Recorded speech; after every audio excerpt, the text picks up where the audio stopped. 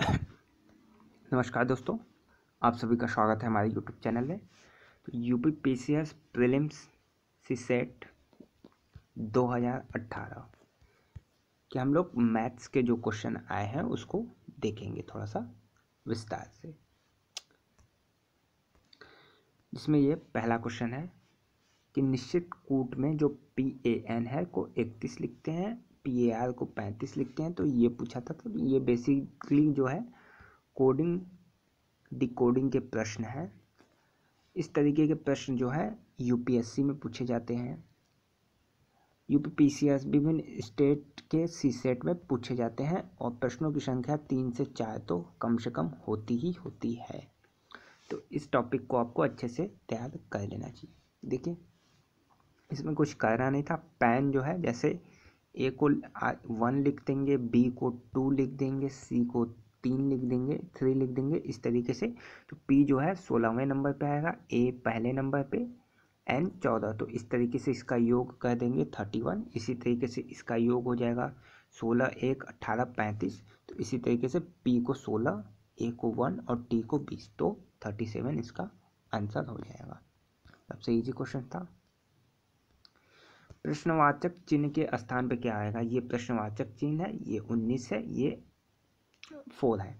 तो इस तरीके के क्वेश्चन में आपको यहाँ एक्स मान लेना चाहिए। जिनकी मैथ्स बेहद कमज़ोर है वो भी इन सब क्वेश्चन को आराम से कर सकते हैं।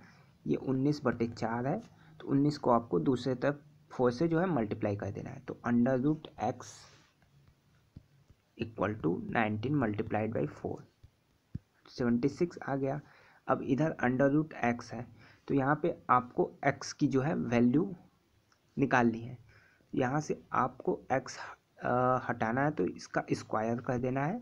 76 का भी स्क्वायर हो जाएगा। ठीक, 76 का स्क्वायर आपको कर देना है। तो ये 5776, ये भी इसी क्वेश्चन था। प्लस का अर्थ है गुणा, माइनस का भाग गुणे का। तो इस क्वेश्चन में जो जो अर्थ बोला है उसे आपको रख देना है। फिर सबसे पहले भाग को, फिर गुणा को, फिर जोड़ को, फिर घटाना को, इस क्रम में सॉल्व कर देना। इसका आंसर जो है 0 आ जाएगा। ये देखिए, इस क्रम में आपको सोल्यूशन करना है। तो 8/2 4 हो गया और यहाँ से 8 आया। 4 + 4 8, 8 8 0। देखिए, निम्न कथनों की जांच करनी है और प्रश्न का आंसर निकालना है। कमला रवि की पत्नी नहीं है, प्रेमलता रवि की माँ है, सीता प्रेमलता की एकमात्र पुत्र वधु। ये 3 स्टेटमेंट जो है दिए थे। तो इन प्रश्नों को कैसे करना है? ब्लड रिलेशन से संबंधित प्रश्न है। तो जैसे कमला रवि की पत्नी नहीं है, तो आपको यहाँ पे लिख लेना है कमला और रवि, दोनों में कोई संबंध नहीं है, बस एक नाम मात्र है। फिर प्रेमलता रवि की माँ है, ये रवि है। देखिए, माँ पिता के लिए एक पीढ़ी ऊपर है, तो इसके लिए ऊपर आपको लिखना है एरो बना के, यहाँ पे प्रेमलता, प्रेमलता आपको लिख लेना है कि एक पीढ़ी ऊपर। ठीक, माँ पिता के लिए एक पीढ़ी ऊपर, बेटे के लिए एक पीढ़ी नीचे, भाई बहन के लिए पैरेलल में, समांतर में जो है लिखते हैं।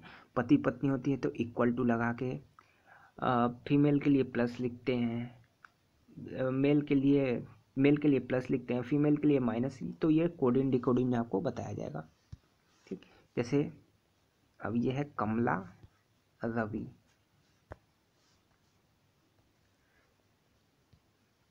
कमला रवि हो गई। फिर प्रेमलता जो है रवि की माँ है, तो ये जो है प्रेमलता हो गई। फिर सीता प्रेमलता की एकमात्र पुत्र वधु है। तो देखिए, ये रवि जो है प्रेमलता का बेटा है और एकमात्र, यानी ये जो है रवि एकमात्र पुत्र है प्रेमलता का। और फिर ये जो है सीता यहाँ हो गई। सीता जो है पुत्र वधु है, मान लें इनकी रवि की पत्नी होंगी तभी प्रेमलता की पुत्र वधु बनेंगी, क्योंकि यहाँ पे एकमात्र लगाया। यदि एकमात्र नहीं होता तो यहाँ पे कन्फ्यूजन की स्थिति आ जाती, लेकिन एकमात्र है, यानी जो रवि है इनके इकलौते पुत्र हैं। तो स्टेटमेंट में आपको दिया है सीता रवि की पत्नी है, ये स्टेटमेंट सही हो जाएगा। बाकी जो तीनों हैं वो फिट नहीं बैठता, तो ये स्टेटमेंट सही हो जाता। ये भी अच्छा था। देखिए, कोई भी बहादुर कायर नहीं है, तो यहाँ पे बहादुर लिख लिए, यहाँ पे कायर लिख लीजिए एक अलग। दोनों में कोई संबंध नहीं है, दोनों जो गोले हैं अलग अलग हैं। कोई सिपाही कायर नहीं होते। देखिए, कोई सिपाही जो है कायर, कुछ सिपाही कायर होते हैं, तो कुछ सिपाही कायर होते हैं, तो इस तरीके से जो है डायग्राम बन जाएगा। ये देखिए, कुछ सिपाही जो है कायर ले लिया है, तो यहाँ पे आपको निष्कर्ष देखना है। कोई सिपाही कायर नहीं होता, गलत स्टेटमेंट। कुछ सिपाही, देखिए कुछ सिपाही जो यहाँ पे हैं कायर हैं। सभी सिपाही बहादुर होते हैं? नहीं, कोई ज़रूरी नहीं है कि सभी सिपाही जो है बहादुर हो। अगर सभी सिपाही जो है बहादुर होते तो बहादुर के अंदर जो है सिपाही आ जाता। ये भी गलत। कुछ सिपाही बहादुर होते हैं, गलत। कुछ सिपाही बहादुर नहीं होते, ये स्टेटमेंट सही होगा, क्योंकि हमेशा नकारात्मक जो है स्टेटमेंट यहाँ पे सही होंगे। ठीक, तो इसका आंसर सी हो जाता। आकृति पहचानना था, तो इसमें जो है ये क्वेश्चन आपका हो जाएगा कि जो आकृति है उसके अंदर वही आकृति है, तो इस हिसाब से इसमें जो है अलग है, तो ये आंसर हो जाता है। सभी कवि आलसी होते हैं, तो इसको भी आपको डायग्राम बना के करना चाहिए था। ये देखिए, कवि हो गया, सभी कवि आलसी होते हैं, तो आलसी के अंदर सभी कवि आ गए। कोई कवि आलसी नहीं होता, तो एक कवि जो है इधर जो है कवि का एक अलग गोले में लिख लेते हैं। तो स्टेटमेंट ए और बी दोनों कथन असत्य हो सकते हैं, तो ये जो है हमेशा नकारात्मक जो है सही होता है। नकारात्मक जो है सही मानते हैं, तो ये चीज़ सही होगी। दोनों का हमें स्थिति क्लियर नहीं है, दोनों में क्लियर नहीं, यहाँ कभी को आलसी बोला है, यहाँ कभी को आलसी नहीं बोला है, तो हमेशा यहाँ पे इस स्थिति में नकारात्मक जो स्टेटमेंट होगा वो सही होगा। युग्म पहचानना था संबंध, जी जे और क्यू के जे के बीच जो संबंध है इसमें से किस में है। तो जे जी और जे के बीच बात करें तो दो शब्द हैं, एच और आई। दो शब्द का +2 के अंतराल पे अगला जो है जे है, और क्यू यू में 3 का गैप है। तो इसमें हमें वही चीज़ खोजना है जिसमें दो, पहले में 2 का गैप हो, दूसरे में 3 का। तो ये हमको मिलता है एडी में। एडी में पहले में बीसी और फिर एस डब्ल्यू, तो एस के बीच टी यू भी 3 का गैप है, तो ये जो है इन दोनों के बीच में आएगा। श्रृंखला पूरी करनी थी, तो 5 × 3 + 1 16, 16 × 3 + 3 1 3 5 7, ये ऐड करना है अगले से मल्टीप्लाई करके। जैसे 5 × 3 + 1, 16 × 3 + 3, 51 × 3 + 5, 158 × 3 + 7, तो ये आपको 481। ये आप कोडिंग डिकोडिंग से संबंधित प्रश्न है, इसे भी आप लिख के सॉल्व कर सकते हैं। इन दोनों में देख के कौन सा डिफरेंस है, ये TWZ। नंबरिंग आपको कर लेना है ABCD इस हिसाब से थी 1 2 3 4, और फिर देख लेना है इनमें कौन सा अलग है, तो ये जो है अलग है। ये भी हो जाएगा। चौथा दिन शनिवार है, ठीक, तो चौथा दिन शनिवार है, तो 7 दिन बाद यानी 11वां दिन भी शनिवार होगा। फिर 7 इसमें और जोड़ दीजिए, 18वां दिन भी शनिवार होगा। फिर इसमें 7 और जोड़ दीजिए, शनिवार 18वां दिन भी शनिवार।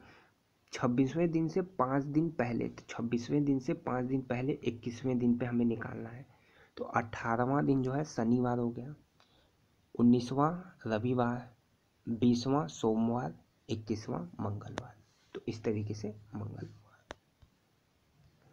ये देखिए, बहुत अच्छा क्वेश्चन था, काफ़ी लोग नहीं कर पाए हैं, मैक्सिमम लोग 90%। तो इसमें क्या था कि सारी डिकोडिंग के सारे ट्रिक लोग अपना दिए। तो ये जो है बेसिकली जो वीक होते हैं हफ्ता के पहले दिन का नाम बस है, Monday, Tuesday, Wednesday, Thursday, Friday, Saturday, Sunday, बस FSS। ये कोडिंग डिकोडिंग जैसा कुछ है ही नहीं, लोग कोडिंग डिकोडिंग लगाते रह गए, इसलिए ये प्रश्न जो है नहीं हो पाया। तो ये जो FSS, हफ्ता के जो पहले दिन होते हैं उनका नाम जो है अंग्रेजी लेटर में पहला शब्द निकाल लिया।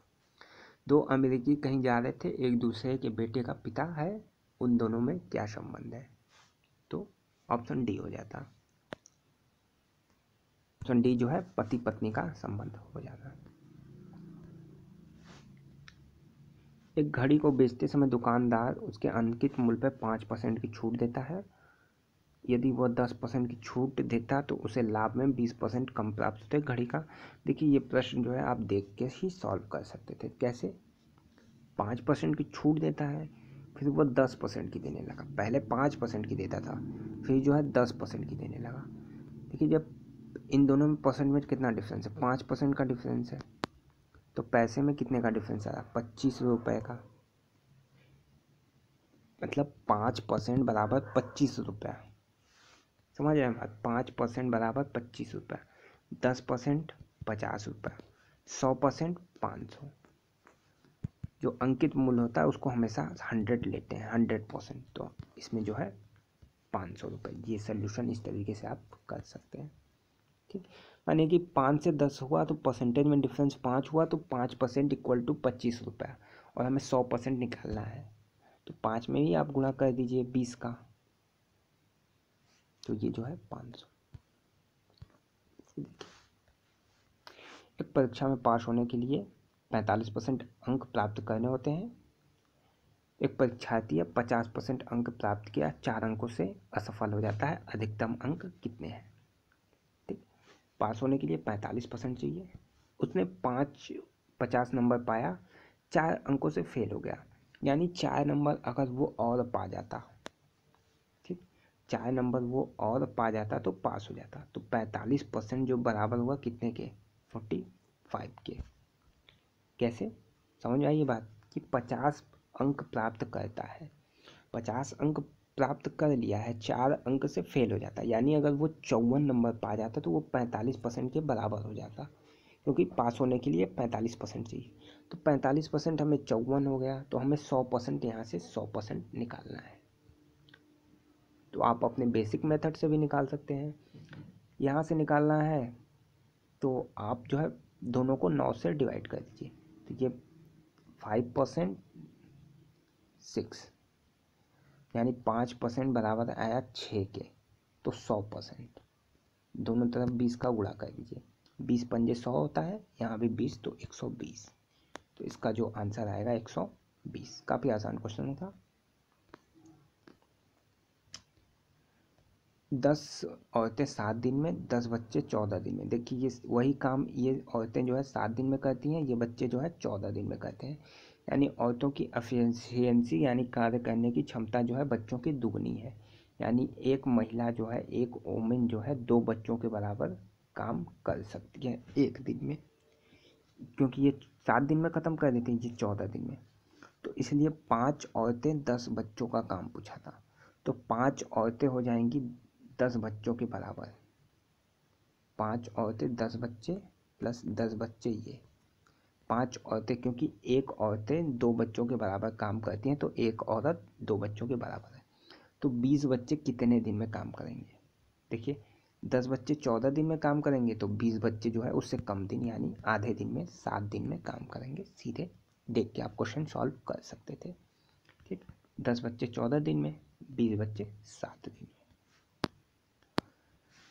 शादी के समय एक औरत व उसके पति की औसत आयु 23 वर्ष थी। 5 वर्ष बाद एक उनके पास 1 वर्ष का बच्चा था। अब पूरे परिवार की औसत आयु। देखिए औरत पति की औसत आयु 23 वर्ष थी। औसत आयु मतलब A+B/2, ये औसत होता है किसी चीज़ का। तो ये A+B/2 इक्वल टू 23 दिया है औसत आयु। तो A+B बराबर हो जाएगा 46 यहाँ से, यानी इन दोनों की औसत आयु जो होगी, अलग अलग आयु का योग जो है 46 हो जाएगा। ठीक, अब 5 वर्ष बाद, देखिए 5 वर्ष की बात अगर करें, ये दोनों 23 साल के थे मान लीजिए, तो औसत जो है इनका 23 होता। तो 5 वर्ष इसमें भी बढ़ा, +5 इसमें भी बढ़ा, तो 10 बढ़ा, और 1 साल का बच्चा, यानी टोटल जो है +1, टोटल 11 का इंक्रीमेंट हो गया। 5 वर्ष बाद 11 का इंक्रीमेंट हुआ, तो यहाँ 7 और 5 57। अब टोटल जो उम्र है सबकी उम्र 57, लेकिन यहाँ पे 3 लोग हैं, पति पत्नी उनका बच्चा। तो इसको डिवाइड कर देंगे 3 से, क्योंकि औसत से जितनी संख्याएं हैं उसको दी हैं उसको डिवाइड कर देंगे, तो यहाँ पे आंसर जो आ जाएगा वो 19 आ जाएगा। चलिए बाकी के कुछ अच्छे क्वेश्चंस थे मैथ्स के, वो अगली वीडियो में सॉल्व करा दी जाएगी। धन्यवाद। और जो लोग चैनल सब्सक्राइब नहीं किए हैं चैनल को ज़रूर से सब्सक्राइब कर लें। साथ ही साथ कोई चीज़ अगर ना समझ में आई हो तो आप कमेंट बॉक्स में पूछ सकते हैं। धन्यवाद।